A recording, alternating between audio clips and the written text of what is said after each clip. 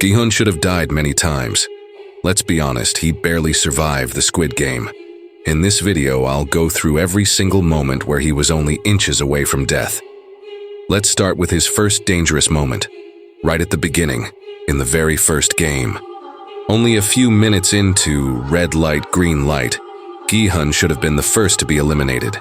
None of the players had any idea what they had gotten themselves into. What seemed like a harmless children's game suddenly turned deadly when the first player moved after red light and was shot on the spot. Chaos broke out, people ran in panic, gunfire echoed non-stop, and one after another collapsed. Gi-hun stood frozen until he stumbled. In that instant, it looked like it was over. The doll turned its head. The snipers had him in their sights. But player 199, Ali, reached out and saved him at the very last second. Without Ali, Gi-hun's story would have ended right there. The next game was even more dangerous. After the players were given a meager meal, just one egg and some water, the fight for survival escalated during the night. Groups formed, people fought, stabbed, and killed each other. Gi-hun was completely unprepared when player 413 swung a metal pipe straight at his head. That could have been the end. But Ali and Sang-woo intervened just in time. Moments later, player 113 lunged at him with a knife, but Sang-woo tackled him to the ground. The massacre only stopped when player 001, Il-nam, begged for mercy, and the game master instantly ended the bloodshed. Looking back, this was the first clue that Il-nam was not just another participant, but the very creator of the deadly games. By then, Gi-hun had already escaped death twice. But in the tug-of-war game, his chances seemed to be absolutely zero. His team consisted of women, an old man, and a few weak players, against a group of strong men. They slipped dangerously close to the edge, the abyss waiting for them. Then Sang-woo suddenly gave a crazy command.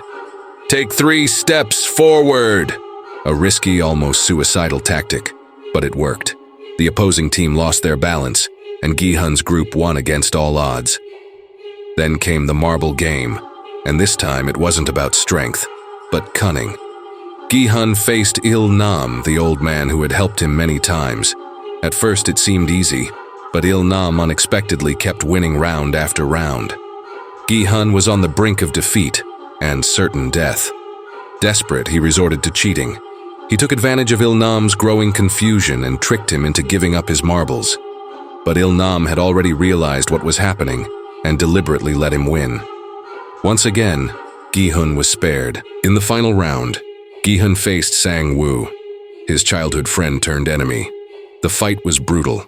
Sang-woo stabbed him in the leg. Gi-hun bled and could barely stand. At the last second, he managed to grab the knife with his bare hands. He could have killed Sang-woo, but chose not to. Instead, he wanted to end the game by suggesting that they both quit together. But Sang-woo took his own life, giving Gi-hun the victory. One might think the worst was finally over. But even after winning, death continued to follow him. Gi-hun refused to spend the prize money and went searching for the people behind the games. That's when he met the recruiter again, and was dragged into a game of Russian roulette. One single shot could have ended it all. Drenched in sweat, he pulled the trigger, empty, again, empty. With each round, the tension grew, the odds shrank. Finally, the recruiter pulled the trigger himself and died. Gi-hun should have been dead, but once again he survived. Later, he returned to the game, this time as part of a pentathlon of 5 children's games. His group did well, but nearly failed twice. Only in the very last moment did a teammate save the situation. Once again, Gi-hun was on the verge of elimination, without even realizing who had saved him this time. By then, he finally understood. It was no longer just about survival. He had to end the game once and for all. Together with allies, he planned an uprising. For the first time, the system seemed to falter, until the bitter truth came out. His closest ally had faked his death, and had been working with the organizers all along. The rebellion was crushed within minutes. Gi-hun was thrown to the ground, a gun to his head. The game master raised his weapon, but instead of killing him, he shot Gi-hun's best friend right before his eyes. Gi-hun survived once more, but more broken than ever.